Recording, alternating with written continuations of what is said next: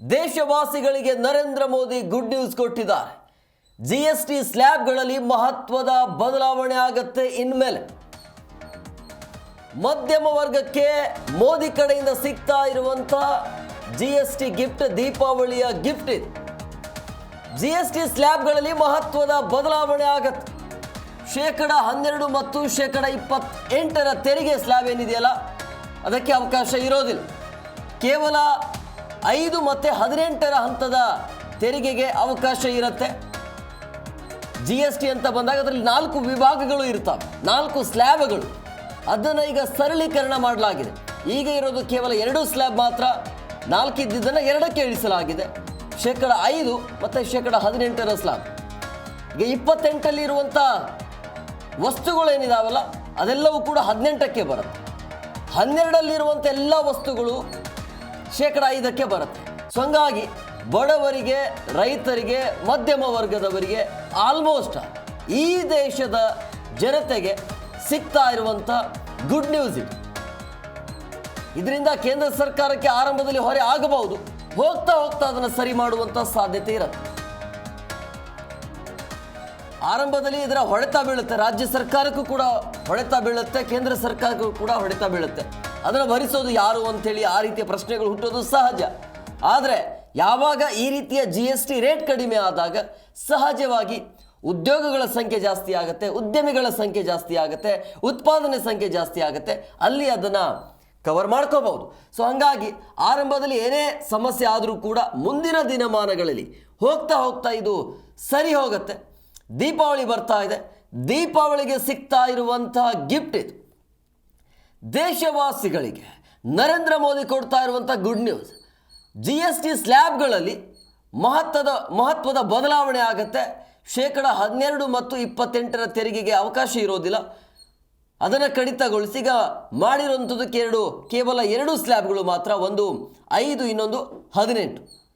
ಅಂದರೆ 12ರಲ್ಲಿ ಬರುವಂಥ ಸ್ಲ್ಯಾಬ್ಗಳು ಅಥವಾ ವಸ್ತುಗಳು ಏನಿರುತ್ತೆ ಅದೆಲ್ಲವೂ ಕೂಡ 5ರಲ್ಲಿ ಮಾತ್ರ ಬರುತ್ತೆ. ಇನ್ನು 28 ಅಂತ ಬಂದಾಗ 28ರಲ್ಲಿ ಬರುವಂಥ ವಸ್ತುಗಳು ಅದು ಕೇವಲ 18ರಲ್ಲಿ ಬರುತ್ತೆ. ಇನ್ನು ಏನೇ ವಸ್ತುಗಳನ್ನು ತೆಗೆದುಕೊಂಡ್ರು 28 ಏನು ತೆರಿಗೆ ಇತ್ತಲ್ಲ ಅದನ್ನು 18ಕ್ಕೆ ಹಾಕಲಾಗುತ್ತೆ. ಅಂದರೆ ಆಲ್ಮೋಸ್ಟ್ ಅಲ್ಲಿ 10 ರೂಪಾಯಿ ಕಮ್ಮಿ. ಈಗ 12 ರೂಪಾಯಿ ಇದ್ದಿದ್ದು 5 ರೂಪಾಯಿಗೆ ಇಳಿಕೆ ಆಗುತ್ತೆ. 28 ರೂಪಾಯಿ ಇದ್ದಿದ್ದು 18 ರೂಪಾಯಿ ಆಗುತ್ತೆ. ಅಂದರೆ 10 ರೂಪಾಯಿ ಕಡಿಮೆ ಆಗುತ್ತೆ. ಅಂದರೆ 1 ರೂಪಾಯಿ ಲೆಕ್ಕದಲ್ಲಿ ಹೇಳ್ತಾ ಇರೋದು. ಅದನ್ನು ಲಕ್ಷ, ಕೋಟಿ ಹಂಗೆ ಮಾಡ್ಕೊಂಡು ಹೋದರೆ ಆಲ್ಮೋಸ್ಟ್ ಎಲ್ಲ ಅದು ಲೆಕ್ಕ ಸಿಗ್ಬಿಡುತ್ತೆ. ಸೊ ಹಂಗಾಗಿ 28ರಿಂದ 18ಕ್ಕೆ ಬಂದು ಇಳಿದಿದೆ. ನೀವು ನೋಡ್ತಿರ್ಬೋದು, ನೀವು ಯಾವುದೇ ಒಂದು ವಸ್ತುವನ್ನು ತಗೋಬೇಕಾದ್ರೆ ಅದಕ್ಕೆ ಒಂದು ಟ್ರಾನ್ಸ್ಪೋರ್ಟ್ ಚಾರ್ಜ್ ಏನಿರುತ್ತಲ್ಲ ಅದಕ್ಕೆ ನಿಮಗೆ ಯಾವಾಗಲೂ ಕೂಡ GST ಬೇಕಾ ಬೇಡ ಅಂತ ಈಗಲೂ ಕೂಡ ಕೇಳ್ತಾರೆ. ಯಾಕೆಂದರೆ ಆ ಪರಿಯ ಒಂದು GST ಇರ್ತಾ ಇತ್ತು 28ರಷ್ಟು. ಸೊ ಅದು ಈಗ 18ಕ್ಕೆ ಬರುತ್ತೆ. ಅದರ ಹೊರೆ ಕಮ್ಮಿ ಆಗುತ್ತೆ, ಜನರಿಗೂ ಕೂಡ ಕಡಿಮೆ ಆಗಿರುವಂಥದ್ದು. ಆದರೆ ವಸ್ತುಗಳ ಬೆಲೆ ಕಮ್ಮಿ ಆಗೋದಿಲ್ಲ. ಇದು ಗಮನದಲ್ಲಿರಬೇಕು. ವಸ್ತುಗಳ ಬೆಲೆ ಹಾಗೇ ಇರುತ್ತೆ, ಬಟ್ GST ಬೆಲೆ ಮಾತ್ರ ಕಮ್ಮಿ ಆಗುವಂಥದ್ದು.